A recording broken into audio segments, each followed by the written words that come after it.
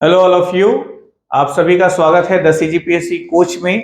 Hostel warden की निशुल्क तैयारी को लेकर के लगातार क्लासेस होती आ रही हैं और अभी आपने देखा होगा कि लास्ट वीक भी 2-3 दिन क्लासेस नहीं हुई और अभी भी पिछले 3 दिनों से कोई क्लासेस नहीं हो पाई। मैं सबसे पहले तो उसका कारण आप लोग को स्पष्ट कर दूं। ठीक है, ध्यान दीजिएगा।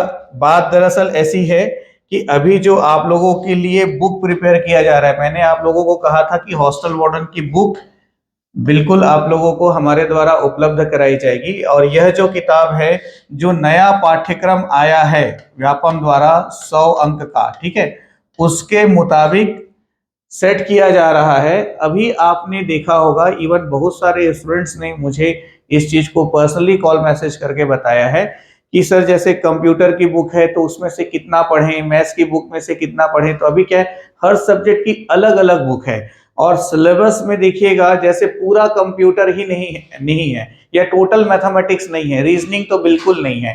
तो कंटेंट को लेकर के बार बार समस्या आ रही है। और आपका आपके लिए क्या जरूरी है, तो आपके लिए जरूरी है आपका चयनित होना, आपका सिलेक्टेड होना। और ये कैसे संभव है, तो सिर्फ सिलेबस के अकॉर्डिंग हर चीज को डीप और परफेक्ट तरह से आप पढ़ें तो।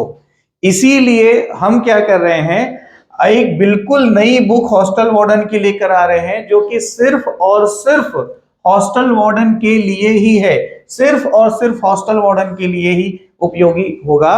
और जो नया पाठ्यक्रम है उसका हर एक टॉपिक कवर किया जा रहा है।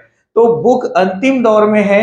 अभी पहले राउंड का प्रूफ रीडिंग चल रहा है। तो मैं, सौरभ सर और हमारा जो पूरा स्टाफ है, सभी लोग दिन रात इसमें लगे हुए हैं। बात सिर्फ यही है और कोई बात नहीं है। ऐसा बिल्कुल मन नहीं है कि हमको क्लास नहीं लेना है, कि हम कोर्स कंप्लीट नहीं कराएंगे। दूसरी बात, अभी पहले राउंड का प्रूफ रीडिंग के बाद 2 राउंड और प्रूफ रीडिंग होगा। आ रही बात समझ में? पहले राउंड का प्रूफ रीडिंग होने के बाद 2 राउंड और प्रूफ रीडिंग होना है, अभी 2 बार और प्रूफ रीडिंग होना है। ये क्यों? हम अपने साइड से परफेक्शन चाहते हैं। ऐसा इसलिए क्योंकि किसी भी परिस्थिति में 30 जून के पहले 30 जून के पहले एग्जाम होना नहीं है। सामान्यता होता क्या था कि व्यापम का नोटिफिकेशन आया 40 दिन बाद एग्जाम, तो एकदम डेडिकेटेड परफेक्ट क्वालिटी का काम करने का ना टाइम नहीं मिलता था। इस बार किस्मत से मिला है मौका। दूसरा, पदों की संख्या में भी वृद्धि होगी, या 600 पद के लिए नया नोटिफिकेशन फिर आएगा, सिलेबस वही रहेगा। आ रही बात समझ में? मतलब लंबी लड़ाई है। ये वाले एग्जाम होने के बाद अगले साल फिर हॉस्टल वार्डन का इसी सिलेबस में एग्जाम होना है, पढ़ना तो यही है। इसीलिए हम क्या कर रहे हैं, अकॉर्डिंग टू सिलेबस बहुत डीप कंटेंट हमने निकाला है। अभी प्रूफ रीडिंग चल रहा है, आप बिलीव नहीं करोगे, 3-4 दिन हो गया। मतलब मेरा भी वही हाल है, सौरभ सर का भी वही हाल है, हम लोग की नींद पूरी नहीं हो पा रही है। ठीक है, इस प्रेशर के चक्कर में तो हमारे ऊपर काफी ज्यादा दबाव है। और सबसे ज्यादा दबाव इस बात का है कि हम किसी भी पेज में कोई भी गलत जानकारी आपको नहीं देना चाहते। बुक जैसे ही फाइनल होगा, उसका जो सैंपल पीडीएफ है वो टेलीग्राम में मैं अवेलेबल कराऊंगा। आप किसी भी पेज को पढ़ के देखिएगा, तब आपको समझ में आएगा कि उसके पीछे कितनी मेहनत हम लोगों की लग रही है। ये सिर्फ आपके सिलेक्शन के लिए है, सिर्फ और सिर्फ आपके सिलेक्शन के लिए है। तो आप सभी से मेरा हम्बल रिक्वेस्ट है कि थोड़ा सा पेशेंस रखें। यदि आप कोई भी स्टूडेंट सिर्फ और सिर्फ मेरे और सौरभ सर के भरोसे है या द सीजीपीएससी कोच के भरोसे है, तो वो स्टूडेंट कहीं से भी गलत नहीं है और किसी भी पॉइंट में मैं उसको गलत प्रूफ नहीं होने दूंगा। ये वादा है मेरा आपसे। आप धैर्य बनाए रखें, थोड़ा टाइम लगेगा। एक बार ये सब्जेक्टिव बुक आपके हाथ में आ जाए, फिर देखना हम क्या बवाल करने वाले हैं आपकी तैयारी को लेकर के। आपको भी समझ में आ जाएगा कि सर लोगों ने जो किया और जो कर रहे हैं वैसा शायद ही कोई करेगा, या शायद ही कर पाना संभव है। और इसके बाद जो ऑब्जेक्टिव बुक है, एमसीक्यूज वाली जो बुक है, उसको लाने में हम 1 महीने का समय और लेंगे, क्योंकि परफेक्शन चाहिए हमको। तो हमारा ये है कि सब्जेक्टिव बुक आ जाए, एक एक टॉपिक डिटेल में पहले पूरा पढ़ा दें, और उसके बाद हमारी ऑब्जेक्टिव सीरीज चलेगी। और ऑब्जेक्टिव सीरीज के समय आपका एमसीक्यूज बुक आपके हाथ में आ जाएगा। और ये सारा कार्यक्रम हर हाल में हमारा 30 जून तक समाप्त हो जाएगा। टेस्ट सीरीज वगैरह सब मिला करके पॉसिबिलिटीज है कि एग्जाम जुलाई में होगी। उस समय ना आप पूरी तरह से तैयार रहोगे सिलेक्शन लिस्ट में अपना नाम शामिल करने के लिए। तो थोड़ा सा कोऑपरेट करें, थोड़ा पेशेंस रखें, कमिटमेंट दिया है तो पूरा करेंगे और शानदार तैयारी आपकी करवाएंगे। ये एक बात हुई, क्लास स्टार्ट करने से पहले आवश्यक था, इसलिए मैंने शेयर किया। अब दूसरा बात यह है कि ऑनलाइन क्लास ज्वाइन करने में दिक्कत हो रही है स्टूडेंट्स को, तो आप the CGPSC coach app download करके इस होम पेज में जब जाते हैं तो यहां देखिएगा नीचे स्टोर होता है। इस स्टोर में ना हमारी जितनी ऑनलाइन कोर्सेज है वो सब होता है, और हर कोर्स के बारे में, जैसे ये हॉस्टल वार्डन टेस्ट सीरीज का कोर्स है तो ये हॉस्टल वार्डन ऑनलाइन कोर्स है। अब कुछ स्टूडेंट्स को ऑनलाइन कोर्स चाहिए होता है, टेस्ट सीरीज ज्वाइन कर लेते हैं, या टेस्ट सीरीज चाहिए होता है, ऑनलाइन कोर्स ज्वाइन कर लेते हैं। यहाँ पर आप थोड़ी सावधानी बरतिए। हालांकि मैंने तो अपने सारे स्टूडेंट्स को ये कहा है कि हॉस्टल वार्डन ऑनलाइन कोर्स और टेस्ट सीरीज दोनों ज्वाइन करें। उसके पीछे स्पेसिफिक रीजन है, क्योंकि आगे जाकर के जो एमसीक्यूज घमासान हम लोग लाने वाले हैं वो इसी ऑनलाइन कोर्स में ही लाइव लेंगे, मैं और सौरभ सर दोनों। ठीक है, डेली 2-2 घंटे लाइव क्लासेस लेंगे इसी कोर्स में। फीस सिर्फ 99 रुपीज है, इसकी कोई बहुत ज्यादा फीस नहीं है, और टेस्ट सीरीज की भी जो फीस है वो सिर्फ 99 रुपीज है। मतलब सिर्फ 200 रुपए ही आपका लग रहा है, उससे ज्यादा नहीं लग रहा है। और जो हम एमसीक्यूज की प्रैक्टिस कराएंगे ना, उसमें जबरदस्त, मतलब कि जो स्टडीज हुई है, जितनी क्लासेस हुई हैं, उसका पूरा निचोड़ वहां पर निकलने वाला है। क्योंकि सिलेक्शन पढ़ के नहीं होता, सिलेक्शन परफॉर्मेंस से होता है, और उसी परफॉर्मेंस को 100% करने के लिए हम एमसीक्यू सीरीज एप्लीकेशन के ऑनलाइन कोर्स में चलाएंगे, और टेस्ट के माध्यम से आपकी तैयारी को बार बार परखेंगे, इसीलिए ये टेस्ट सीरीज है। यदि हमको वाकई में बहुत ज्यादा पैसा कमाना होता ना, तो इसकी फीस हम 1000, 2000, 3000 रुपए रखते। 99 रुपीज रखा हुआ है, कोई बहुत ज्यादा फीस नहीं है। तो थोड़ा सा इस चीज को समझने का प्रयास कीजिएगा। कंप्लीट क्वालिटी कंटेंट है। मैं आपको, आप ने जिन्होंने भी स्टूडेंट्स ने कोर्स फॉलो कर रहे हैं, क्लास ज्वाइन कर रहे हैं, आप कमेंट सेक्शन में बहुत सारे स्टूडेंट्स के पॉजिटिव कमेंट देखे। हमें भी बहुत अच्छा लगता है कि आपके कमेंट्स पढ़ करके हमको एनर्जी मिलती है कि हाँ, आपके लिए कुछ अच्छा हम कर रहे हैं, है ना। तो इसका फायदा ओवरऑल मिलना है। तो कोर्सेज को देखें और कोर्स का डिटेल चेक करें। यहां पर कंटेंट में जाकर के कंटेंट्स को चेक करें, और उसके बाद जो है आप जब पेमेंट करना हो, आपको क्लास ज्वाइन करना हो, तो बाय नाउ में जाएंगे, और बाय नाउ में जाएंगे ना, तो बाय नाउ में जाने के बाद यहां पर आपको क्या है, ये पेमेंट सेक्शन दिखेगा। यदि उसी मोबाइल फोन में आप गूगल पे, फोन पे चलाते हैं तो यहीं से रीडायरेक्ट होकर के पेमेंट होकर के कोर्स ज्वाइन हो जाएगा। यदि उस फोन में आप नहीं चलाते हैं, यदि जिस फोन से या जिस मोबाइल नंबर से आपने लॉगिन किया है, या जिस फोन से आपने लॉगिन किया है, उस फोन में गूगल पे, फोन पे नहीं चलाते हैं, किसी दूसरे फोन में, या आपके भाई हैं, बहन है, ब्रदर है, सिस्टर है, पेरेंट्स है, वो अपने फोन में चलाते हैं, तो कैसे ज्वाइन करें? तो आपको क्या करना है, जाना है यूपीआई पेमेंट ऑप्शन में, और ये पेज आपका ओपन होगा, और यहां पे आपको डालना है जिसके फोन से आप पेमेंट करना चाहते हो। समझिएगा, जिसके फोन से आप पेमेंट करना चाहते हो उसका यूपीआई आईडी यहां पर डालो, और फिर उनके फोन में जाएगा पेमेंट लिंक, वो अपने फोन से पेमेंट करेंगे, फिर आपका कोर्स ज्वाइन हो जाएगा। प्रोसीजर एकदम सिंपल है। दिक्कत होगी तो वीडियो को रिप्ले करके, पॉज करके फिर देखना, समझ में आ जाएगा। उसके बाद भी कोई परेशानी होगी तो कोचिंग का जो भी कॉन्टेक्ट नंबर है उसमें कॉल करके पूछ लीजिएगा, डिस्कस कर लीजिएगा। तो ये कुछ सामान्य बात हुई क्लास स्टार्ट करने के पहले। संविधान के ऊपर अकॉर्डिंग टू सिलेबस हम चलते आ रहे हैं। तो आज की क्लास में, आज का जो हमारा टॉपिक है वो लोकसभा एवं राज्यसभा है। आज हम लोग लोकसभा एवं राज्यसभा के ऊपर चर्चा करने वाले हैं। तो सबसे पहले आज की क्लास में हम बात करने वाले संघ की विधायिका। देखिएगा, दो शब्द होते हैं, है ना, लेजिस्लेटिव ऑफ यूनियन, संघ की विधायिका। तो इसमें देखिए दो शब्द आपके होते हैं, ध्यान रखिएगा। एक होता है शब्द संसद, है ना। तो संसद का मतलब है, संसद के 3 अंग हैं, संसद के 3 अंग है। एक अंग है राष्ट्रपति, ठीक है, एक अंग है लोकसभा, एक अंग है राज्यसभा, एक अंग है राज्यसभा। तो ध्यान रखिएगा, आज का जो हमारा क्लास है वो संसद के ऊपर नहीं है, वो किसके ऊपर है? विधायिका के ऊपर है। और विधायिका के दो तत्व हैं, एक है आपका लोकसभा और दूसरा है आपका राज्यसभा। तो मैं क्या करने वाला हूं आज की क्लास में, आपका अंडरस्टैंडिंग लेवल मतलब सब्जेक्ट के कंटेंट को बहुत ही सरल और सहज बनाने के लिए मैं आपको हर एक टॉपिक को बताऊंगा तुलना करते हुए। किसमें तुलना करूंगा? लोकसभा और राज्यसभा में हर चीज को मैं तुलना करूंगा और तुलना करते हुए इन चीजों को डील करने वाला हूं। ध्यान से समर्पित भाव से देखिएगा, है ना। आराम से एक एक टॉपिक समझ में आ जाएगा। चैप्टर सेंसिटिव है, इंपॉर्टेंट है, not only for hostel warden, आगामी कभी भी किसी भी परीक्षा के लिए। लेकिन इतना जरूर कहूंगा कि लोकसभा राज्यसभा से कोई भी प्रश्न आपसे भविष्य में पूछा जाएगा तो आपसे जरूर बनेगा, इतना तो तय है। ठीक, तो चलिए सबसे पहले देखना है लोकसभा राज्यसभा विधायिका के दो तत्व हैं। भारतीय संसद है ना, तो संसद में राष्ट्रपति, लोकसभा और राज्यसभा तीनों होते हैं। विधायिका में लोकसभा और राज्यसभा दो होते हैं। अब लोकसभा को जो है निम्न सदन के नाम से भी जाना जाता है और राज्यसभा को उच्च सदन के नाम से भी जाना जाता है।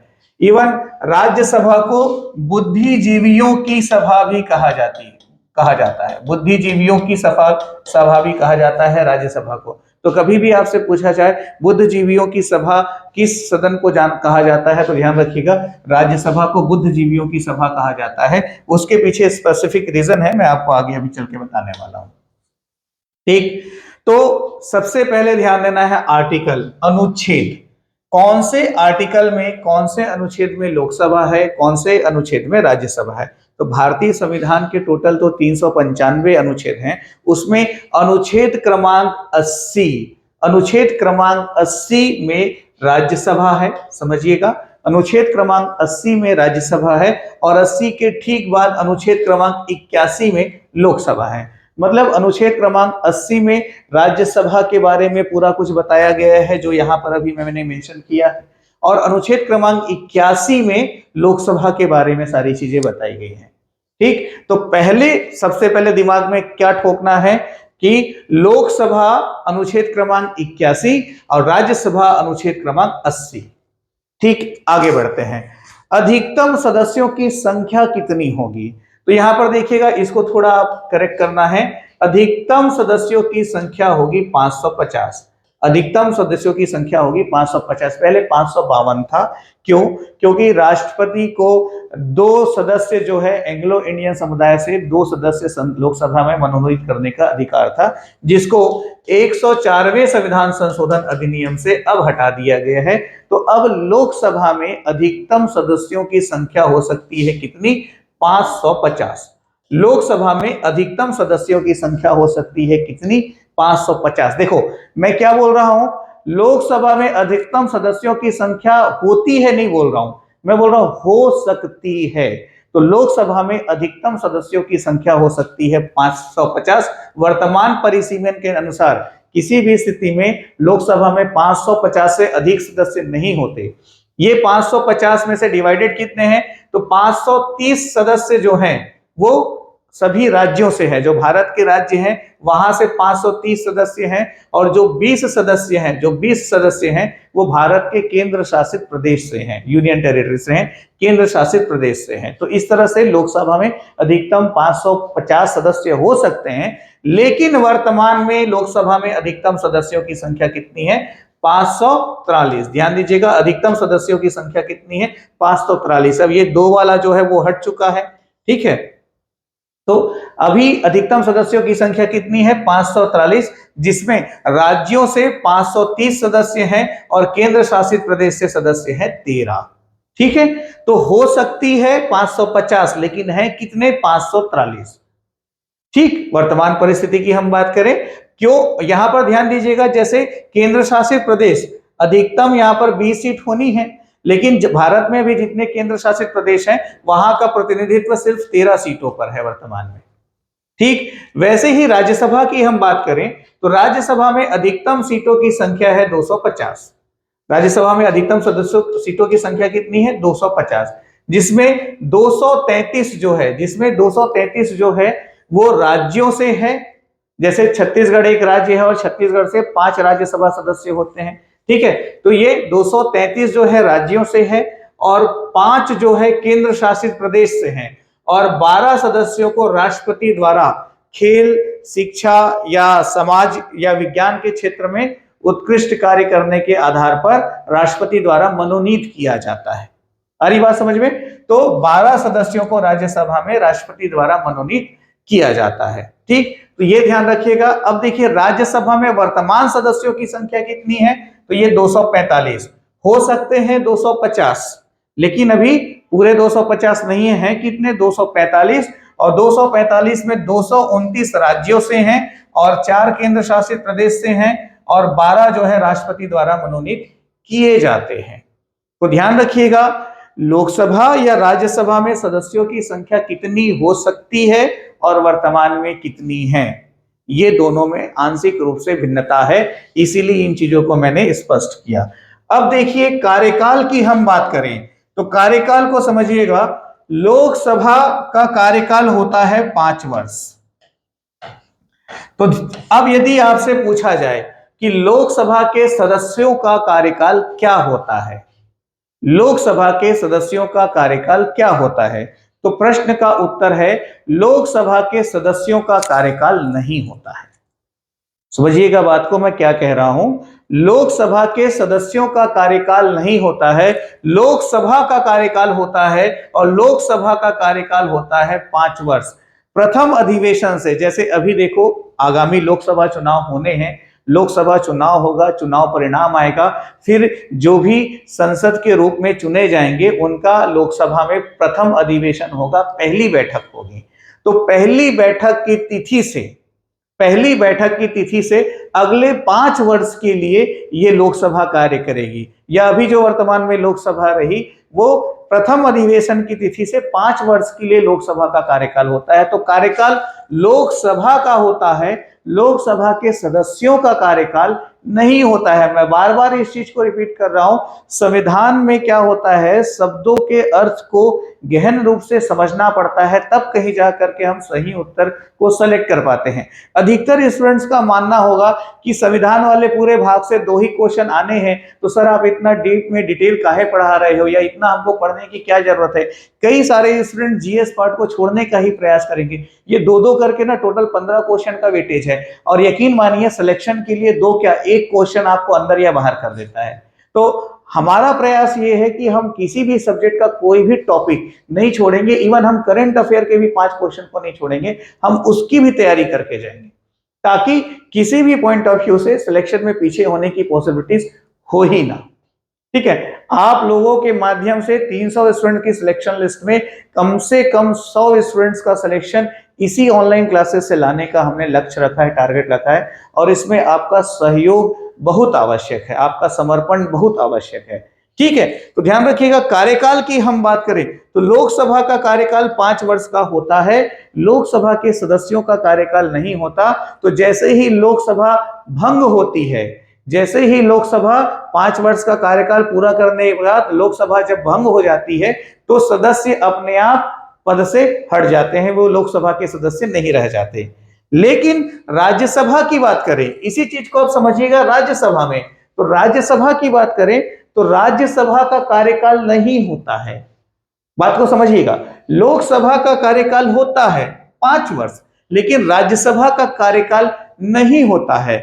लोकसभा के सदस्यों का कार्यकाल नहीं होता है, राज्यसभा के सदस्यों का कार्यकाल होता है। राज्यसभा के सदस्यों का कार्यकाल होता है, कितना होता है? 6 वर्ष।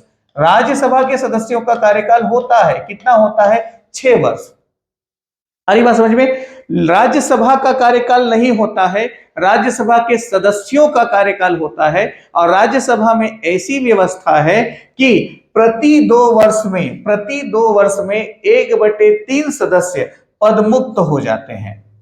हर 2 साल में राज्यसभा के 1/3 सदस्य कार्यकाल पूरा होने पर पदमुक्त हो जाते हैं और उन सीटों पर नए सदस्यों का निर्वाचन होता है। निर्वाचन पद्धति क्या होती है?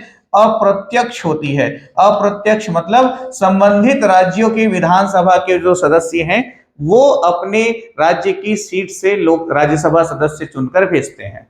आ रही बात समझ में? इस तरह से, ठीक है। तो राज्यसभा स्थायी सदन है, ध्यान दीजिएगा, राज्यसभा क्या है? स्थायी सदन है। राज्यसभा कभी भी भंग नहीं होती, नहीं हो सकती।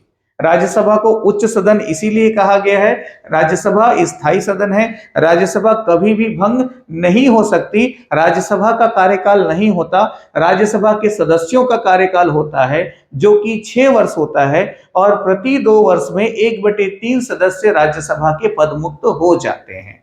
ठीक, इतना समझ में आया हो तो एक बार कमेंट करके बताइएगा मुझे, हाँ सर समझ में आया करके। आगे बढ़ते हैं। अब सवाल ये पैदा होता है कि सर आपने बताया कि छत्तीसगढ़ से राज्यसभा सदस्यों की संख्या वर्तमान में कितनी है? 5, है ना भाई। छत्तीसगढ़ से राज्यसभा सदस्यों की संख्या कितनी है? 5। लोकसभा सदस्यों की संख्या कितनी है? 11।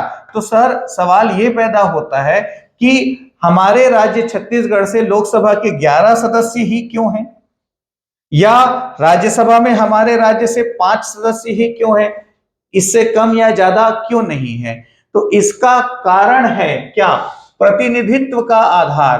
तो पहले तो ध्यान में रखें कि लोकसभा या राज्यसभा में प्रतिनिधित्व का आधार क्या है? तो उसका आधार है जनसंख्या।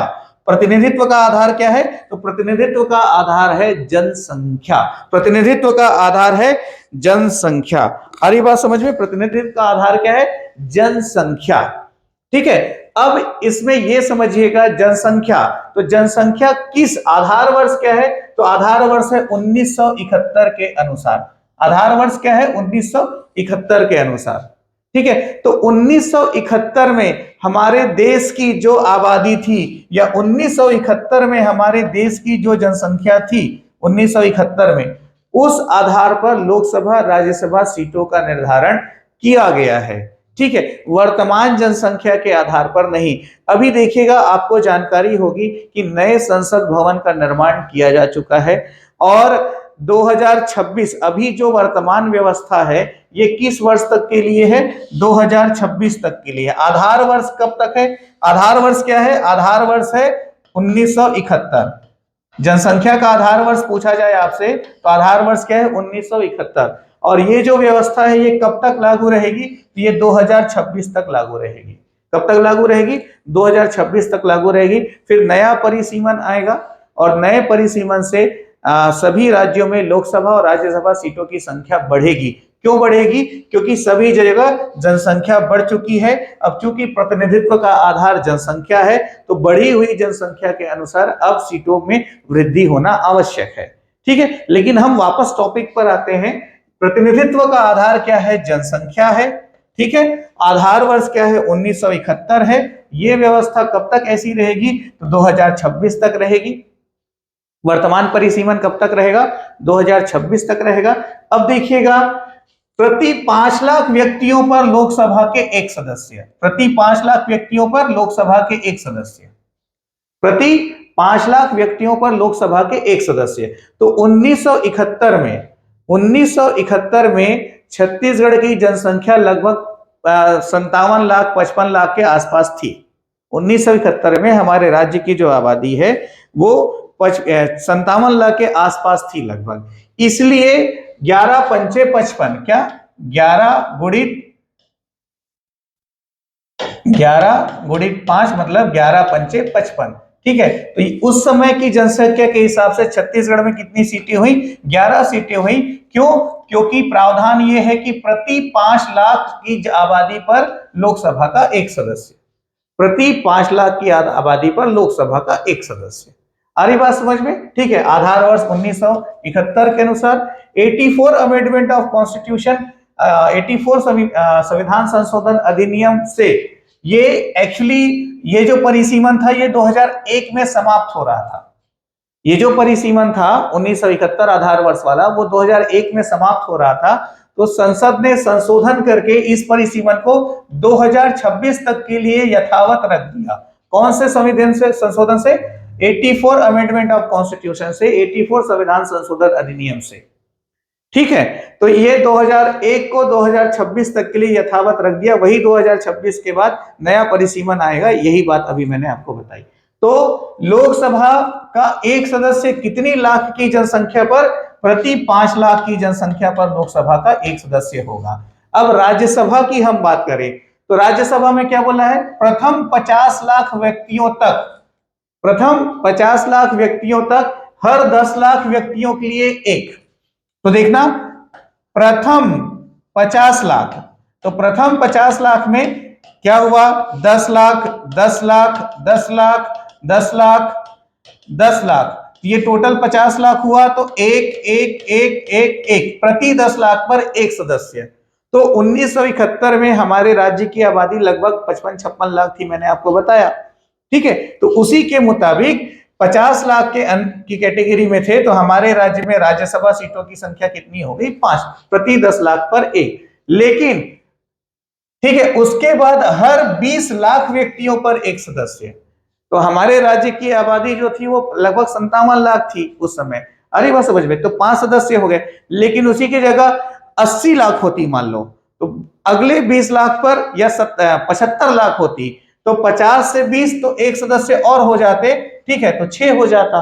तो समझिएगा, राज्यसभा प्रथम 50 लाख में प्रति 10 लाख के हिसाब से एक सदस्य, तो प्रथम 50 लाख के 5 सदस्य, फिर अगले सदस्य के लिए आबादी कितनी बढ़नी होगी? 20 लाख के, प्रति 20 लाख पर अगला एक सदस्य। तो प्रतिनिधित्व का आधार क्या है? जनसंख्या है। ये आपको मैंने स्पष्ट किया और अपने हिसाब से डिटेल में आपको मैंने समझाने का प्रयास किया है। कहीं कोई परेशानी गई हो तो रिवाइज करके, रिपीट करके दोबारा देखिएगा। मैं श्योर हूं कि आपको चीजें, कॉन्सेप्ट जो है वो बिल्कुल क्लियर होगी। ठीक, फिर हम बात करें वेतनमान की, तो लोकसभा सदस्यों का जो वेतन है वो 1 लाख और राज्यसभा सदस्यों का जो वेतन है वो भी 1 लाख रुपए अभी वर्तमान परिदृश्य में है। ठीक है, तो एक चीज ध्यान रखिएगा, जब भी आप एग्जाम में जाएं, जब भी आप एग्जाम में जाएं तो वेतन या सैलरी वाले पार्ट को ना परीक्षा के 2 दिन पहले एक बार और देख लें। 2 दिन पहले, क्योंकि आप एग्जाम में कब जा रहे हैं इसका मुझे आइडिया नहीं है, एग्जाम कब होगा कोई डेट निर्धारित नहीं है। उस समय तक वृद्धि संभव है, बदलाव संभव है। ठीक है, तो वेतनमान की हम बात करें तो ये 1,10,000, 1 लाख जो है वेतन है, तो इसको एग्जाम के पहले एक बार और अपडेट कर लेना है। या वैसे भी जो भी करंट अफेयर की हम क्लासेस लेंगे ना, उसमें जितने भी संवैधानिक पद हैं उसके वेतनमान को लेकर के दोबारा आपको एग्जाम के पहले बताएंगे। ठीक, चलिए फिर देखिएगा योग्यताएं। तो सबसे पहले यह ध्यान में रखना है कि लोकसभा या राज्यसभा सदस्य कौन हो सकता है, उसकी योग्यता क्या हो सकती है। तो उन योग्यताओं को बताया गया है आर्टिकल नंबर 84 में, अनुच्छेद क्रमांक 84। अनुच्छेद क्रमांक 84 में क्या बताया गया है, आर्टिकल नंबर 84 में क्या बताया गया है? तो इसमें लोकसभा और राज्यसभा सदस्यों की योग्यताओं को बताया गया है। समझिएगा, 2 शब्द होते हैं, एक शब्द होता है योग्यता और एक शब्द होता है निर्भरता।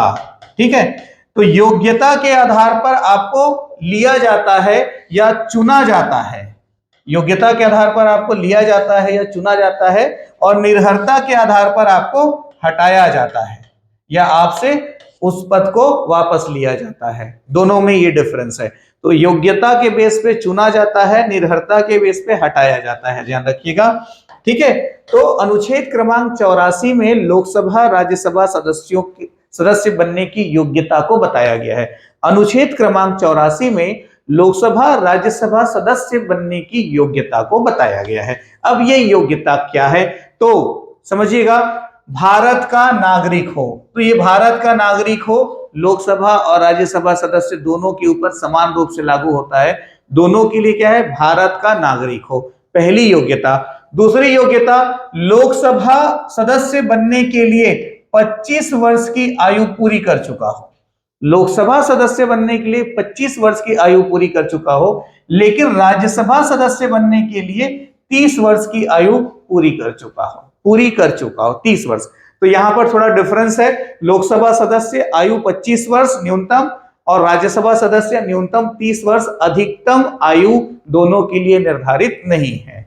ठीक है, मतलब 100 साल का भी व्यक्ति लोकसभा या राज्यसभा का सदस्य हो सकता है, परंतु 30 वर्ष से कम या 25 वर्ष से कम व्यक्ति जो है लोकसभा या राज्यसभा का सदस्य नहीं चुना जा सकता। तीसरा, संसदीय विधि द्वारा निर्धारित जो भी अन्य योग्यताएं हैं वो उसमें होनी चाहिए। तो संसद को यह अधिकार है कि योग्यता के संबंध में वह और नए मापदंड निर्धारित कर सकता है, और यदि करता है तो जो भी मापदंड निर्धारित करेगा वो आपको पूरा करना आवश्यक है। किसके द्वारा? संसदीय विधि द्वारा। तो संसदीय विधि द्वारा संसद जो है और भी योग्यताएं निर्धारित कर सकता है।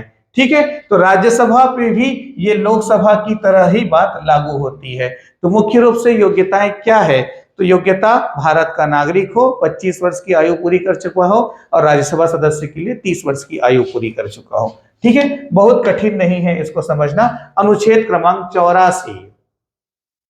ठीक, फिर देखिएगा निर्हरता, मतलब किस आधार पर आपकी सदस्यता को समाप्त किया जा सकता है। लोकसभा या राज्यसभा की सदस्यता को समाप्त किया जा सकता है किस आधार पर? आपकी सदस्यता कह रहा हूं मैं बार बार, है ना।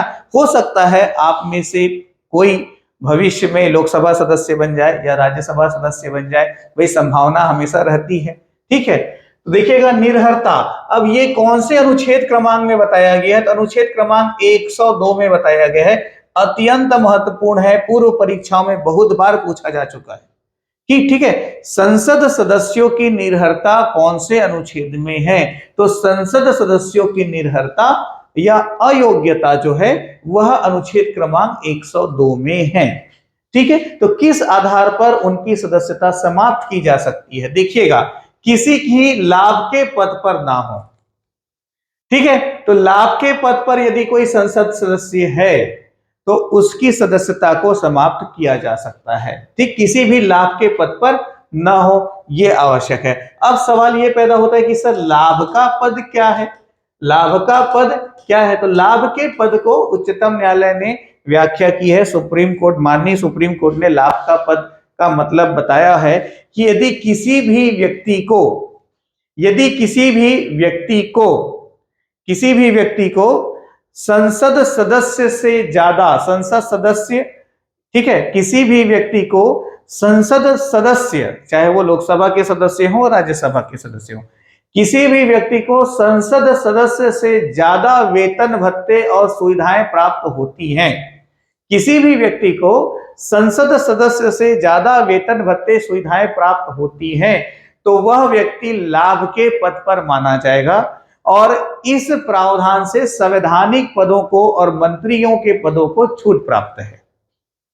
ठीक, इस तरह से लाभ के पद को परिभाषित सुप्रीम कोर्ट ने किया है। तो ध्यान रखिएगा, निर्भरता का पहला आधार क्या है? लाभ के पद पर ना हो। तो लाभ के पद पर यदि कोई भी संसद सदस्य होगा तो उसकी सदस्यता लोकसभा या राज्यसभा से समाप्त की जा सकती है। ठीक है, देखिएगा, निर्भरता वाला जो पूरा पोर्शन है वो पूरा का पूरा राज्यसभा में वैसा ही है जैसा लोकसभा में है, सेम है दोनों में। तो एक बार इसको मैं एक्सप्लेन कर देता हूं। सक्षम न्यायालय द्वारा विकृत घोषित किया गया हो, ठीक है, तो मानसिक आधार पर, शारीरिक आधार पर, किसी भी आधार पर यदि न्यायालय ने सदस्य को विकृत घोषित कर दिया है तो उसको सदस्य रहने का अधिकार नहीं है। निर्भरता के पॉइंट ऑफ व्यू से उसकी सदस्यता समाप्त की जा सकती है। दिवालिया हो, ठीक है, दिवालिया हो, तो दिवालिया का मतलब क्या होता है? जैसे लोन वगैरह लेते हैं तो देनदारी बनती है। अब उस व्यक्ति ने लिया हुआ कर्ज जो है वो नहीं चुकाया, और कर्ज नहीं चुकाने के कारण बैंक ने उसको दिवालिया घोषित कर दिया। ठीक है, ये होता है दिवालिया का। तो कोई भी संसद सदस्य यदि दिवालिया घोषित होता है तो उसकी सदस्यता समाप्त की जा सकती है। यदि वह भारत का नागरिक ना हो, यदि भारतीय नागरिकता तो पहला योग्यता है, तो भारत का नागरिक नहीं हो तो भी उसकी सदस्यता समाप्त की जा सकती है। या फिर उसने किसी दूसरे देश की नागरिकता ग्रहण कर ली हो, कोई भी विदेशी नागरिकता ग्रहण कर ली हो, तो उसकी संसदीय सदस्यता को समाप्त किया जा सकता है निर्भरता के आधार पर। निर्भरता को बताया गया है अनुच्छेद क्रमांक 102 में। ठीक है, संसद द्वारा निर्मित किसी विधि से अयोग्य घोषित कर दिया गया हो तो भी उसको संसद सदस्य के पद से हटाया जा सकता है। ठीक, अब देखिएगा यहां पर गणपूर्ति या कोरम, अगला पॉइंट है हमारा गणपूर्ति या कोरम। गणपूर्ति या कोरम क्या होता है? किसी भी सदन में सदस्यों की वह न्यूनतम संख्या जितनी पूरी ना हो तो संसद की बैठक नहीं की जा सकती, सभा की बैठक नहीं की जा सकती। तो ध्यान रखिएगा, लोकसभा और राज्यसभा दोनों में ही गणपूर्ति या जो कोरम है वो कितना है, संसद की कुल सदस्य संख्या का 1/10। गणपूर्ति और कोरम जो है वो कितना है, संसद की कुल सदस्य संख्या का 1/10। मतलब अब हम यहां पर बात करें लोकसभा की, तो लोकसभा की कुल सदस्य संख्या जो है वो कितनी है आपका 545, तो इसका 1/10 तो लगभग 55 सीट आ जाएगा। अरे बात समझ में, 55 सदस्य। या राज्यसभा की हम बात करें तो यहाँ पर 250 अधिकतम हो सकते हैं, तो 25 जो है वो आ जाएगा। ठीक है, तो ध्यान दीजिएगा गणपूर्ति या कोरम कितना है, कुल सदस्य संख्या का 1/10, ये आपको ध्यान में रखना है। ठीक, इसके बाद फिर अगला पोर्शन आता है, अगला पॉइंट है हमारा अधिवेशन या बैठक। इसको समझिएगा, अधिवेशन या बैठक, लोकसभा या राज्यसभा का जो अधिवेशन है वो कब होगा या उसकी बैठक जो है वो कब होगी, इसको लेकर के क्या प्रावधान है भारतीय संविधान में। ठीक, तो समझने का प्रयास करते हैं। लोकसभा के बारे में ये बताया गया है, ध्यान दीजिएगा, अधिवेशन या बैठक को लेकर के, अधिवेशन बोलिए या बैठक बोलिए, तो अधिवेशन या बैठक को लेकर के जो भी प्रावधान है राज्यसभा में बिल्कुल वैसे ही हैं जैसे लोकसभा में है, लोकसभा के अनुरूप। तो मैं लोकसभा में कैसा है वो बताऊंगा और वही बात राज्यसभा के ऊपर भी समान रूप से लागू होती है। देखो, कंपैरेटिव स्टडी करने का यही फायदा है कि कुछ चीजों को अलग से नहीं पढ़ना पड़ता। ठीक है, तो वर्ष में कम से कम 2 अधिवेशन अनिवार्य है। लोकसभा बोलो या राज्यसभा बोलो, इनका साल में कम से कम 2 अधिवेशन या 2 बैठक अनिवार्य है, होना ही है, करना ही है। और इन 2 बैठक के बीच किसी भी स्थिति में जो अंतराल है वो 6 माह से अधिक का नहीं होना चाहिए। ठीक है, तो जिसके बीच अंतराल 6 माह से अधिक नहीं होना चाहिए। ठीक है, तो साल में 2 बैठक, वर्ष में 2 बैठक अनिवार्य है और अंतराल जो है 6 माह से अधिक नहीं होना चाहिए। ये अधिवेशन को लेकर के बताया गया है। ध्यान दीजिएगा, अनुच्छेद क्रमांक 85(1), अनुच्छेद क्रमांक 85(1), ये मैं इसलिए मेंशन कर रहा हूं, राष्ट्रपति जो है वो सदन के अधिवेशन को आहूत करता है या बैठक बुलाता है। तो सदन की बैठक कौन बुलाता है, तो सदन की बैठक बुलाता है कौन, राष्ट्रपति। ठीक है, बैठक बुलाने को ही आहूत करना कहा जाता है। तो सदन की बैठक को, अधिवेशन को आहूत कौन करता है, राष्ट्रपति करता है। अधिवेशन के समय एवं स्थान का भी निर्धारण कौन करता है, राष्ट्रपति करता है। तो आहूत राष्ट्रपति, बैठक बुलाने वाला राष्ट्रपति है। सत्रावसान मतलब समाप्ति जो है वो भी राष्ट्रपति द्वारा किया जाता है। लेकिन बैठक का जो स्थगन है, स्थगन जो है वो लोकसभा अध्यक्ष या राज्यसभा सभापति द्वारा किया जाता है। ठीक है, स्थगन जो है वह लोकसभा अध्यक्ष या राज्यसभा में राज्यसभा सभापति द्वारा किया जाता है, पर आहूत और सत्रावसान दोनों ही सदन का किसके द्वारा होता है, राष्ट्रपति के द्वारा होता है। ये बात कौन से आर्टिकल में बताई गई है, अनुच्छेद 85(1). ठीक, ये हुई बात। फिर विघटन है ना भाई, सदन का विघटन कैसे होगा, तो मैंने पहले ही बताया राज्यसभा स्थायी सदन है, अतः इसका विघटन होता ही नहीं है ना भाई, राज्यसभा स्थायी सदन है, इसका विघटन नहीं होता। लेकिन लोकसभा का विघटन होता है, यह बताया गया है अनुच्छेद क्रमांक 85(2) में। ठीक है, तो प्रधानमंत्री किसकी सलाह पर, प्रधानमंत्री की सलाह पर लोकसभा का विघटन कौन कर सकता है, राष्ट्रपति। ठीक है, तो विघटन किसके द्वारा किया जाता है, ध्यान रखिएगा, लोकसभा का विघटन किसके द्वारा किया जाता है, कभी भी आपसे पूछा जाए तो लोकसभा का विघटन राष्ट्रपति द्वारा किया जाता है। किसके सलाह पर किया जाता है, तो किसके सलाह पर किया जाता है, तो प्रधानमंत्री के सलाह पर किया जाता है। किसके सलाह पर किया जाता है, प्रधानमंत्री के सलाह पर लोकसभा का विघटन राष्ट्रपति द्वारा किया जाता है। आधार क्या रहेगा, 5 वर्ष का कार्यकाल पूरा हो गया तो, या मंत्री परिषद किसी ऐसी परिस्थिति में है कि वह लोकसभा का विघटन करने का निवेदन करे राष्ट्रपति से, तब। ठीक, अब हम अगले पॉइंट की तरफ मूव करते हैं, विशेषाधिकार एवं उन्मुक्तियां। उन्मुक्तियां मतलब कि जो सदस्य हैं उनको मिलने वाली एक विशेष प्रकार की छूट है और सदन में मिलने वाला विशेषाधिकार है। तो विशेषाधिकार के अंतर्गत देखिएगा अनुच्छेद क्रमांक 105, सबसे पहले आपको माइंड मैप बनाना है, आपको याद रखना है आर्टिकल नंबर 105। क्यों याद रखना है कि अनुच्छेद क्रमांक 105 में संसद सदस्यों की, किसकी मैं बात कर रहा हूं, संसद सदस्य, आप संसद सदस्य बोलिए या सांसद बोलिए, ठीक है। तो लोकसभा या राज्यसभा जो सदस्य हैं या संसद सदस्य हैं, उनके विशेषाधिकार एवं उन्मुक्तियों को अनुच्छेद क्रमांक 105 में बताया गया है। आर्टिकल नंबर 105 अत्यंत महत्वपूर्ण है। आर्टिकल नंबर 105 में ही क्या है इसको, या ऐसा भी प्रश्न व्यापम में आया हुआ है कि संसदीय सदस्यों से संबंधित विशेषाधिकार एवं उन्मुक्तियां कौन से अनुच्छेद में वर्णित हैं। तो अनुच्छेद क्रमांक 105 ये एग्जाम आ चुका है, 2-3 बार व्यापम के एग्जाम में आ चुका है, ठीक है। अब देखिएगा क्या, तो लोकसभा के अनुरूप ही राज्यसभा के सदस्यों पर समान रूप से लागू होता है। मतलब लोकसभा के सदस्यों को जो विशेषाधिकार एवं उन्मुक्तियां प्राप्त हैं, वैसे ही विशेषाधिकार एवं उन्मुक्तियां अनुच्छेद क्रमांक 105 के अंतर्गत राज्यसभा के सदस्यों को प्राप्त है। तो उनके लिए अलग से आपको स्टडी नहीं करना है, आपको सिर्फ एक इतना ही देखना है, जानना है, समझना है कि लोकसभा सदस्यों को या संसदीय सदस्यों को कौन कौन से विशेषाधिकार एवं उन्मुक्तियां हैं। पहला देखेगा, संसद में या उसकी समिति में कही हुई किसी भी बात के लिए या मत के आधार पर सभी प्रकार की न्यायालय की कार्यवाही से उन्मुक्ति। मतलब लोकसभा सदस्य या राज्यसभा सदस्य सदन में कोई भी बात कहें, किसी भी प्रकार से कुछ भी कहें, ठीक है। कई बार आपने जैसे देखा होगा कि संसद में सदस्यों ने कुर्सी पटक दी या ऐसा वैसा, कई सारी चीजें न्यूज वगैरह में आते रहती हैं जो सही नहीं है, ठीक है। तो संविधान में ऐसी व्यवस्था की गई है कि संसद के जो सदस्य हैं वो खुलकर अपने विचार रख सकें, ठीक है, वो किसी भी प्रकार की अपनी बात रख सकें।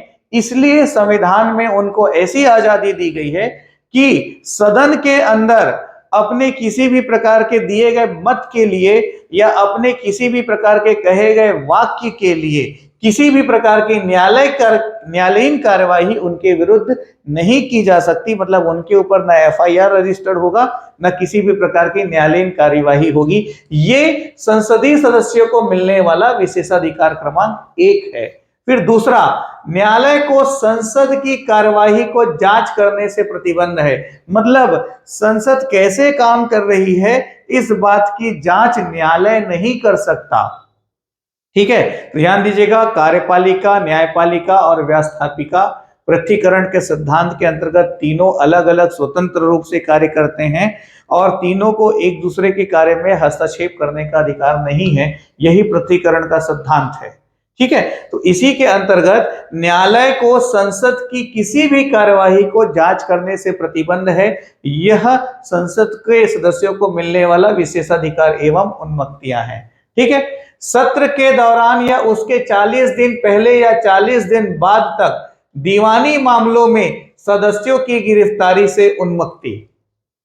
यदि बैठक चल रही हो, सदन की बैठक चल रही हो या सत्र का आयोजन हो रहा हो, तो 40 दिन पहले या 40 दिन बाद तक दीवानी मामले, मतलब कि बेसिकली जमीन जायदाद या पैसे वगैरह से जुड़े मामले जो हैं, ठीक है, तो उन पर उस ऐसे मामलों में सदस्यों की गिरफ्तारी से उन्मुक्ति है, ठीक है। मतलब सदस्यों की गिरफ्तारी नहीं की जा सकती, उसके लिए लोकसभा अध्यक्ष या राज्यसभा सभापति की अनुमति आवश्यक होगी, तब संभव है, ठीक है। तो ये विशेषाधिकार उन्मुक्तियां क्रमांक 3 है। फिर देखिएगा अगला पॉइंट, किसी सदस्य की गिरफ्तारी, निरोध या कारावास या रिहाई के संबंध में तुरंत सूचना प्राप्त करने का अधिकार है। किसको? सदन को। तो यदि किसी भी सदस्य की गिरफ्तारी होती है या उस पर किसी प्रकार का प्रतिबंध लगाया जाता है, ठीक है, या उनको कारावास में डाला जाता है, तो उसकी सूचना सबसे पहले किसको देनी है? तो सदन को उसकी सूचना देना अनिवार्य है, ठीक है। सदन के सदस्यों को विचार अभिव्यक्ति की पूर्ण स्वतंत्रता होगी, वो जो भी चाहे सदन के अंदर कह सकते हैं, बोल सकते हैं, ठीक है। फिर अगला पॉइंट देखिएगा, संसद सदस्यों को जूरी सदस्य के रूप में नियुक्त नहीं किया जा सकता। विशेषाधिकार एवं उन्मुक्तियों के अंतर्गत प्रतिबंध लगाया गया है कि जो भी संसद के सदस्य होंगे उनको जूरी सदस्यों के रूप में नियुक्त नहीं किया जा सकता, मतलब बतौर जज उनकी नियुक्ति कहीं पर भी नहीं की जा सकती। ठीक है, और जब सदन में गोपनीय बैठक चल रही हो या गोपनीय बैठक आयोजित हो, ठीक है, तो कोई भी ऐसा व्यक्ति जो सदन का सदस्य नहीं है उसको सभा कक्ष या दीर्घाव से बाहर रखा जा सकता है, उसके भीतर वह नहीं रह सकता।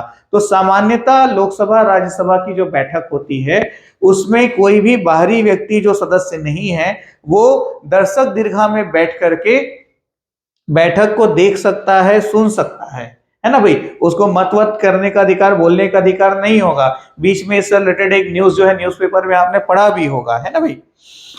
तो ध्यान रखिएगा, ये विशेषाधिकार एवं उन्मुक्तियां हैं। तो गोपनीय बैठक में बाहरी व्यक्ति को सभा कक्ष या दीर्घा कक्ष में बैठने से भी प्रतिबंधित किया जा सकता है, अनुच्छेद क्रमांक 105। फिर अगला पॉइंट है हमारा पदाधिकारी। तो लोकसभा में पदाधिकारी के रूप में लोकसभा अध्यक्ष होता है और लोकसभा उपाध्यक्ष होता है। ठीक है, लोकसभा अध्यक्ष होता है या लोकसभा उपाध्यक्ष होता है। राज्यसभा में सभापति होता है और उपसभापति होता है। अब राज्यसभा सभापति कौन होता है? पदेन होता है। कौन? देश का उपराष्ट्रपति। ठीक है, तो उपराष्ट्रपति जो है वो राज्यसभा के पदेन सभापति होते हैं। उनकी अनुपस्थिति में सदन के सभापति के रूप में उपसभापति कार्यभार संभालते हैं। ठीक है, वैसे ही लोकसभा में यदि अध्यक्ष अनुपस्थित हो तो उपाध्यक्ष बैठक की अध्यक्षता करता है। सभापति अनुपस्थित हो तो उपसभापति बैठक की अध्यक्षता करता है। अब यहां पर देखिएगा, यदि उपाध्यक्ष भी उपस्थित नहीं हो और तब सदन की बैठक करनी हो तो सदस्यों के बीच में से उस बैठक के लिए किसी को अध्यक्ष के रूप में राष्ट्रपति द्वारा नियुक्त किया जाता है। ये प्रावधान है। ठीक है, फिर हम बात करें त्याग पत्र की। फिर हम बात करें किसकी? त्याग पत्र की। तो इसमें देखिएगा लोकसभा में कैसी व्यवस्था है। लोकसभा में त्याग पत्र या इस्तीफा को लेकर के क्या व्यवस्था है? तो लोकसभा अध्यक्ष अपना त्यागपत्र उपाध्यक्ष को देता है। लोकसभा अध्यक्ष अपना त्यागपत्र उपाध्यक्ष को देता है और उपाध्यक्ष इसकी सूचना राष्ट्रपति को देता है। क्या देता है? सूचना देता है। ठीक है, तो लोकसभा अध्यक्ष अपना इस्तीफा उपाध्यक्ष को देता है, अपना त्यागपत्र उपाध्यक्ष को देता है और उपाध्यक्ष इसकी सूचना राष्ट्रपति को देता है और उपाध्यक्ष अपना इस्तीफा अध्यक्ष को देता है। लोकसभा उपाध्यक्ष अपना त्यागपत्र अध्यक्ष को देता है, लेकिन अध्यक्ष इसकी सूचना राष्ट्रपति को नहीं देता। ठीक है, सदस्यों के बीच में से दूसरे उपाध्यक्ष को चुना जा सकता है। हरी बात समझ में? ठीक है, तो ये ध्यान रखिएगा, लोकसभा अध्यक्ष अपना त्यागपत्र उपाध्यक्ष को देता है और उपाध्यक्ष अपना त्यागपत्र अध्यक्ष को देता है। वैसे ही यहां पर हम बात करें तो अब चूंकि सभापति जो है, राज्यसभा सभापति जो है वो पदेन उपराष्ट्रपति होता है, तो सभापति अपना त्यागपत्र राष्ट्रपति को देता है। राज्यसभा का सभापति अपना त्यागपत्र किसको देता है? राष्ट्रपति को देता है। राज्यसभा सभापति अपना त्यागपत्र किसको देता है? राष्ट्रपति को देता है। और उपसभापति अपना त्यागपत्र किसको देता है? ये सभापति को देता है। उपसभापति अपना त्यागपत्र किसको देता है? तो सभापति को देता है राज्यसभा में। ठीक है, तो पदेन सदस्य कौन है और त्यागपत्र कौन किसको देता है, ये ध्यान रखिएगा। अब हम बात करते हैं लोकसभा और राज्यसभा की शक्तियों के बारे में। तो उनकी शक्तियों को भी लेकर के कंपैरेटिव स्टडी करेंगे, तुलनात्मक अध्ययन करते हुए आगे बढ़ते हैं। तो देखिएगा, सबसे पहले तो इसमें यह ध्यान रखिएगा, विधायी शक्ति मतलब कि विधेयक बनाने से संबंधित जो शक्तियां हैं उसको लेकर के। तो संसद को संघ सूची या संवर्ती सूची या अवशेष विषय, 3 सूचियां बनी हुई हैं, संघ सूची, संवर्ती सूची और राज्य सूची। तो राज्य सूची के विषयों पर कानून बनाने का अधिकार राज्य सरकार को होता है। ठीक है, मतलब कि विधानमंडल। और संघ सूची या संवर्ती सूची के विषयों पर कानून बनाने का अधिकार किसको है? वो संघ को है, मतलब कि केंद्र की विधायिका को है। ठीक है, या अवशेष विषय मतलब वे विषय जिनका वर्णन तीनों सूचियों में नहीं है, उस पर भी कानून बनाने का अधिकार किसके पास है? वो आपका केंद्र की विधायिका के पास है, लोकसभा या राज्यसभा। ठीक, तो ध्यान दीजिएगा, संघ सूची, समवर्ती सूची और आपका अवशेष विषय, इसके अलावा कुछ विशेष परिस्थितियों में राज्य सूची के विषयों पर भी कानून का निर्माण लोकसभा द्वारा किया जाता है या राज्यसभा द्वारा किया जाता है। तो ये विशेष परिस्थिति क्या है? जैसे कि राष्ट्रीय आपातकाल लगा हो या राष्ट्रपति शासन लगा हो संबंधित राज्य में, तो उस समय उस राज्य के लिए नए कानून बनाने का कार्य जो है वो लोकसभा द्वारा किया जाता है। यही अधिकार ऐसे का ऐसा राज्यसभा के ही भी पास है, लोकसभा के अनुरूप। लेकिन साधारण विधेयक के मामले में, किसके मामले में? साधारण विधेयक के मामले में। तो इसी को देखिएगा, साधारण विधेयक को लेकर के है, ठीक है।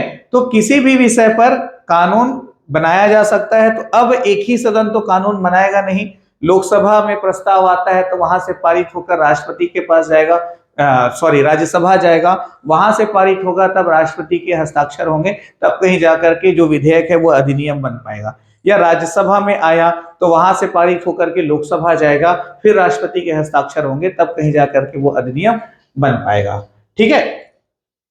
तो यहां पर साधारण विधेयक के मामले में राज्यसभा के जो अधिकार हैं वो बिल्कुल लोकसभा के ही जैसे हैं।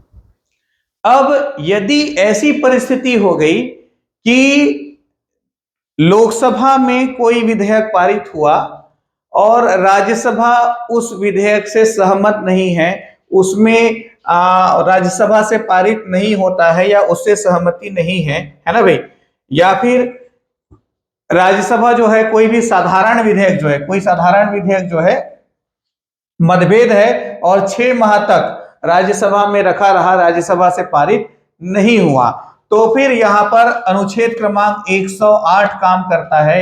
ये क्या है? संयुक्त बैठक। तो सबसे पहले तो आपको ये याद रखना है कि अनुच्छेद क्रमांक 108 क्या है। तो अनुच्छेद क्रमांक 108 है संयुक्त बैठक।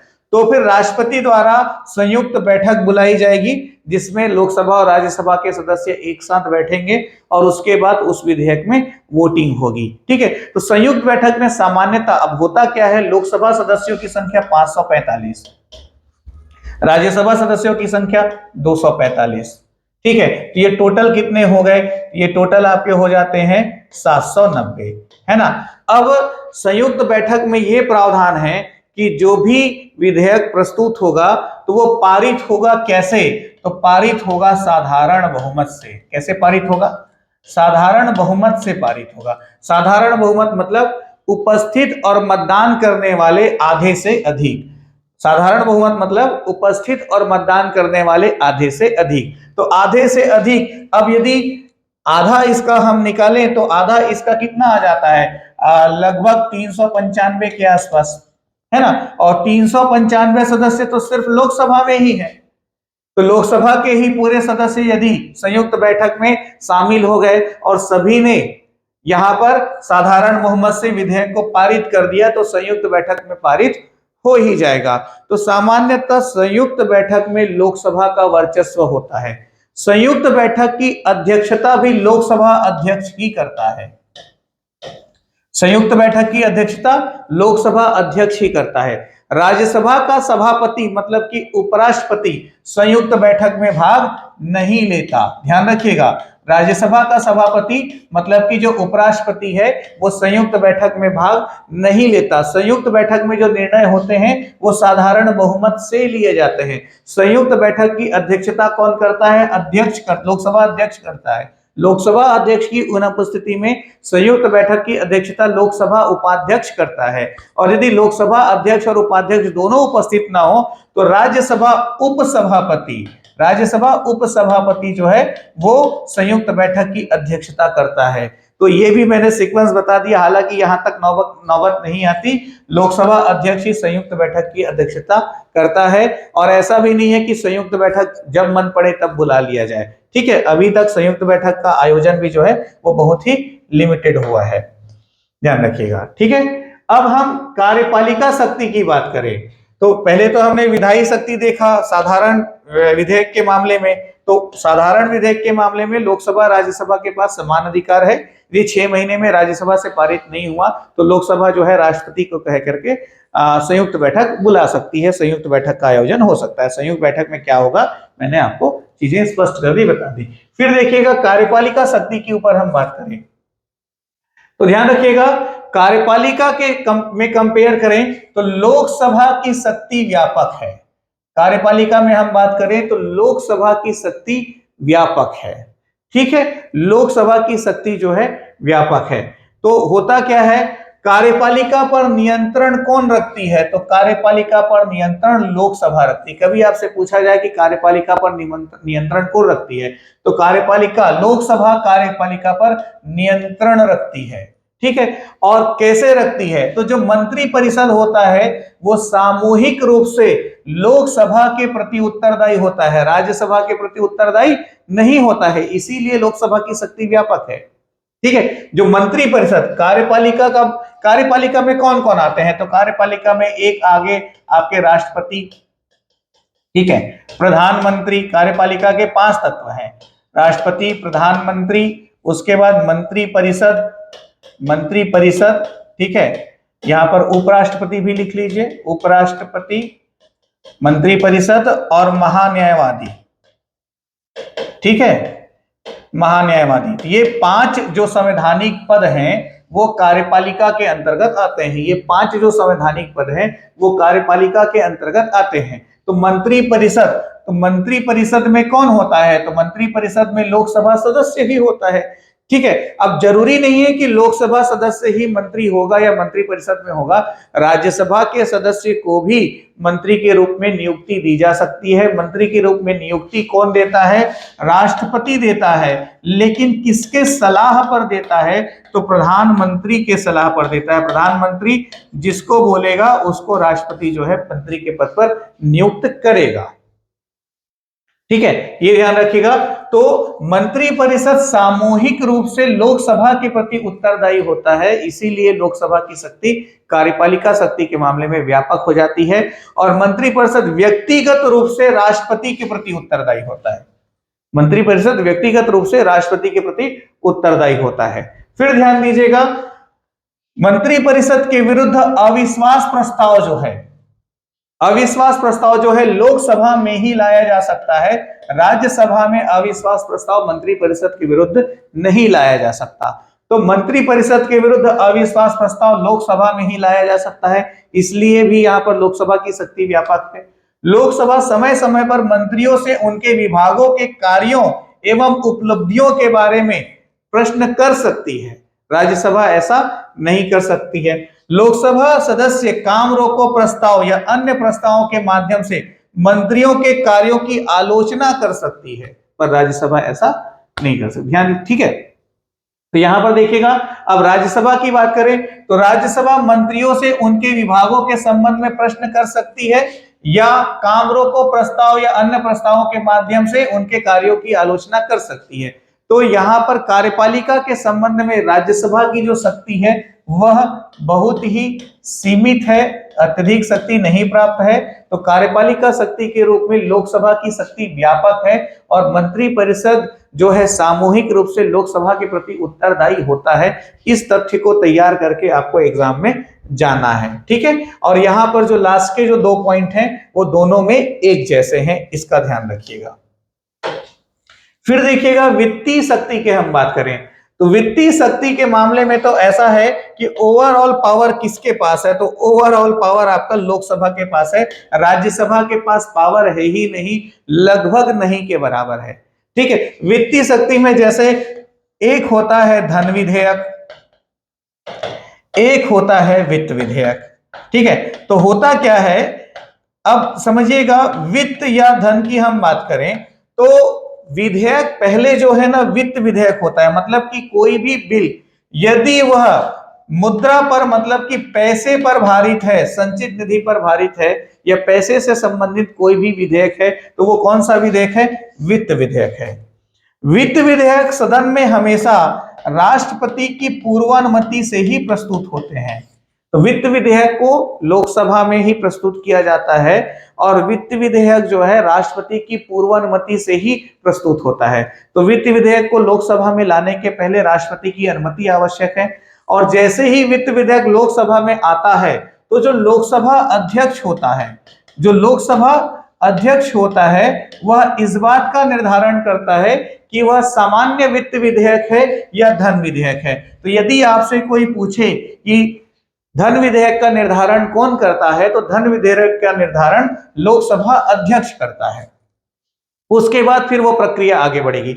अब यदि वह विधेयक धन विधेयक है तो साधारण बहुमत से लोकसभा से पारित हो जाएगा और राज्यसभा में जाता है तो राज्यसभा अधिकतम उसको 14 दिन उसको रोक कर रख सकती है। 14 दिन के अंदर यदि राज्यसभा से पारित नहीं भी होता तो वह स्वतः पारित माना जाएगा और धन विधेयक के संबंध में संयुक्त बैठक का प्रावधान नहीं है। तो यहां पर ज्यादा से ज्यादा पावर किसके पास है? लोकसभा के पास है। तो वित्तीय शक्ति की हम बात करें तो लोकसभा के पास वित्तीय शक्ति ज्यादा है। वार्षिक बजट जो है वह या अनुदान संबंधी कोई भी मांग है, ये सब लोकसभा के ही समक्ष रखी जाती है। समस्त प्रकार के व्यय की स्वीकृति कौन देता है? तो ये एकाधिकार लोकसभा को प्राप्त है। व्यय की स्वीकृति देने का अधिकार राज्यसभा के पास नहीं है। ये हुई वित्तीय शक्तियां। अब हम बात करते हैं संविधान संशोधन की। ठीक है, तो अब कोई भी संविधान संशोधन विधेयक हो तो इसके लिए क्या प्रावधान होगा? तो कोई भी संविधान संशोधन विधेयक जो है वह यहां पर दोनों की शक्ति बराबर है। राज्यसभा और लोकसभा की शक्ति की हम तुलना करें किस संबंध में? संविधान संशोधन विधेयक के संबंध में या संविधान संशोधन की शक्ति के संबंध में तुलना करें तो दोनों की शक्ति बराबर है।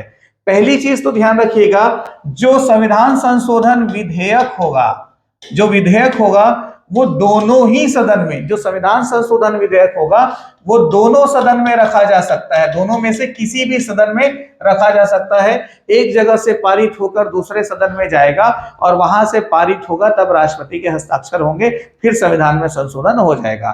ठीक है, अब दोनों ही सदन में रखा जा सकता है। लेकिन यदि लोकसभा से पारित हुआ और राज्यसभा से पारित नहीं हुआ, अधिकतम 6 महीने तक कोई जवाब नहीं आया, तो भी संविधान संशोधन विधेयक के संबंध में संयुक्त बैठक का प्रावधान नहीं है। संयुक्त बैठक का प्रावधान नहीं है मतलब ध्यान दीजिएगा, यदि संविधान संशोधन विधेयक को राज्यसभा की सहमति नहीं मिली तो किसी भी परिस्थिति में संविधान संशोधन हो ही नहीं पाएगा। ठीक है, तो संविधान संशोधन विधेयक को लेकर के दोनों ही सदन के पास बराबर शक्तियां हैं। दोनों ही सदन के पास बराबर शक्तियां, जैसे 45, 40, 64 और 65 अमेंडमेंट ऑफ कॉन्स्टिट्यूशन, इसको राज्यसभा से स्वीकृति मिली ही नहीं तो वो खत्म। और ध्यान रखिएगा, कोई संविधान संशोधन विधेयक आया और पारित नहीं हुआ राज्यसभा से, वहां पे पड़ा रह गया, वहां से बिल्कुल कुछ रिप्लाई मिला ही नहीं। अब संयुक्त बैठक का प्रावधान तो है ही नहीं, तो उसी विषय पर दोबारा संविधान संशोधन विधेयक भी जो है नहीं लाया जा सकता। ठीक है, अब कुछ विशेष शक्तियों के बारे में हम बात करें या विविध शक्तियों के बारे में हम बात करें तो क्या है हमारे सामने? देखिएगा, राष्ट्रपति का निर्वाचन, उपराष्ट्रपति का निर्वाचन, राष्ट्रपति द्वारा जारी की गई आपात उद्घोषणा का अनुमोदन, राष्ट्रपति पर महाभियोग, राष्ट्रपति द्वारा जारी अध्यादेश का अनुमोदन, राष्ट्रपति उपराष्ट्रपति की नियुक्ति, उपराष्ट्रपति का निर्वाचन, उच्चतम और उच्च न्यायालय के मुख्य न्यायाधीश एवं नियंत्रक एवं महालेखा परीक्षक या निर्वाचन आयोग, इन सभी की पद मुक्ति। देखिएगा, नियुक्ति के संबंध में तो आपका कार्यपालिका के पास पावर है। ठीक है, तो पद मुक्ति के संबंध में जो भी प्रोसेस होगा उसमें जितना लोकसभा का अधिकार है उतना ही राज्यसभा का अधिकार है। जैसे उदाहरण के लिए राष्ट्रपति के विरुद्ध जब महाभियोग का प्रस्ताव आए, ठीक है, दोनों में से किसी भी सदन में रखा जा सकता है। एक सदन से पारित होकर दूसरे सदन में जाएगा। ठीक है, दोनों सदन से विशेष बहुमत से पारित होता है, तब कहीं जाकर के महाभियोग की प्रक्रिया की जाएगी। तो किसी भी संवैधानिक पद जितने यहाँ पर वर्णित हैं, तो जब उनको पद से हटाना हो, उनकी पद मुक्ति करनी हो, उनको पद से हटाना हो, पद से हटाने का इनका जो आधार होता है वो संविधान का अतिक्रमण या कर्तव्य का निर्वहन न किया जाना। ठीक है, जो भी संवैधानिक पद के कर्तव्य या उत्तरदायित्व हैं, यदि उसका निर्वहन नहीं किया जाता या संविधान का अतिक्रमण इनके द्वारा किया जाता है, इसी आधार पर इनको पद से हटाने की प्रक्रिया प्रारंभ की जा सकती है। और इन सभी संवैधानिक पदों पर जो भी व्यक्ति है उसको पद से हटाना हो तो लोकसभा और राज्यसभा के पास समान अधिकार हैं दोनों को। ठीक है, ये हुआ।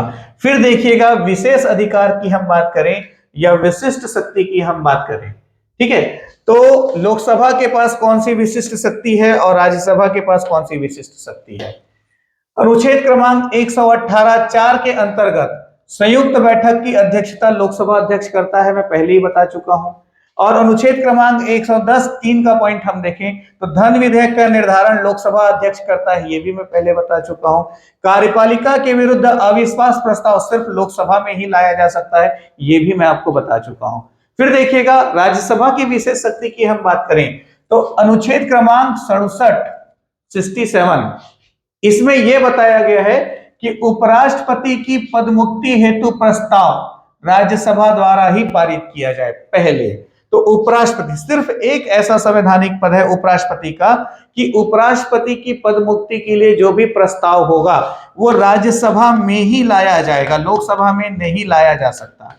उपराष्ट्रपति की पदमुक्ति के लिए जो भी प्रस्ताव होगा वो राज्यसभा में ही लाया जाएगा, लोकसभा में लाया नहीं जाएगा।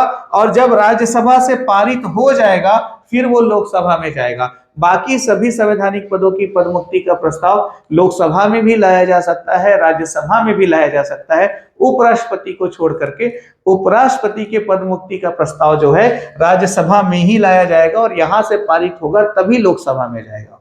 ठीक, दूसरा पॉइंट है अनुच्छेद क्रमांक 249 इसके अंतर्गत उपस्थित और मतदान में भाग लेने वाले 2/3 सदस्यों के बहुमत से, मतलब कि राज्यसभा जो है अपनी विशेष बहुमत का प्रयोग करते हुए, राज्यसभा जो है अपनी विशेष बहुमत का प्रयोग करते हुए राज्य सूची के किसी विषय को राष्ट्रीय महत्व का घोषित कर सकती है और उसको समवर्ती सूची या संघ सूची में शामिल कर सकती है। यह अधिकार सिर्फ राज्यसभा के पास है, लोकसभा के पास यह अधिकार नहीं है। आ रही बात समझ में। लेकिन राज्यसभा अपने विशेष बहुमत का प्रयोग करते हुए राज्य सूची के किसी विषय को राष्ट्रीय महत्व का घोषित कर सकती है, यह विशेष अधिकार है राज्यसभा के पास। वैसे ही अनुच्छेद क्रमांक 312, आर्टिकल नंबर 312, तो अनुच्छेद क्रमांक 312 के अनुसार राज्यसभा प्रस्ताव पारित कर नई अखिल भारतीय सेवाएं स्थापित करने का अधिकार केंद्र सरकार को दे सकती है। यह अधिकार लोकसभा के पास नहीं है। तो राज्यसभा चाहे तो नई अखिल भारतीय सेवाएं स्थापित करने का अधिकार केंद्र सरकार को दे सकती है। तो मेरे दोस्त, मेरे मित्र, इस तरह से लोकसभा और राज्यसभा हॉस्टल वार्डन एग्जाम के पॉइंट ऑफ व्यू से जितना मुझे आपको बताना था वो यहाँ पर कंप्लीट होता है। लोकसभा और राज्यसभा को लेकर के जितने भी महत्वपूर्ण तथ्य हैं, जैसा सिलेबस में मेंशन किया हुआ है, यहाँ पर मैंने कंपेयर करते हुए आपको पूरा बताया। क्लास कैसी लगी, आपको समझ में आया या नहीं आया? थोड़ा तकलीफ उठा करके कमेंट जरूर करके मुझे बताइएगा कि क्लास कैसी लगी, आपको समझ में आया नहीं आया। क्लास अच्छी लगी तो लाइक जरूर कीजिए। शेयर करने में किसी भी प्रकार से कोई भी कोताही नहीं बरतेंगे आप लोग। समझ लीजिए कि शेयर करना ही आपके द्वारा मुझे दी जाने वाली फीस है। ठीक है, तो अगले टॉपिक के साथ फिर आप लोगों से मुलाकात होगी। टॉपिक बहुत इंपॉर्टेंट है, सेंसिटिव है, तो रिवीजन करते हुए दोबारा पढ़ें। और जो भी ये नोट्स है, ये कंटेंट है, जो बुक तैयार हो रही है उसमें बिना किसी गलतियों के आपको वो मिलने वाला है बहुत जल्दी। लगभग 15 अप्रैल तक बुक फाइनल हो जाएगा, फिर 1-2 दिन में बुक प्रिंट होकर के अवेलेबल हो जाएगा। बाकी सारी जानकारी क्लास के साथ ही आपको मैं उपलब्ध कराता रहूंगा। अगली क्लास में फिर आप सभी से मुलाकात होगी। Wish you all the best. लगे रहो, डटे रहो तब तक जब तक सिलेक्शन लिस्ट में आपका नाम आप देख न लो।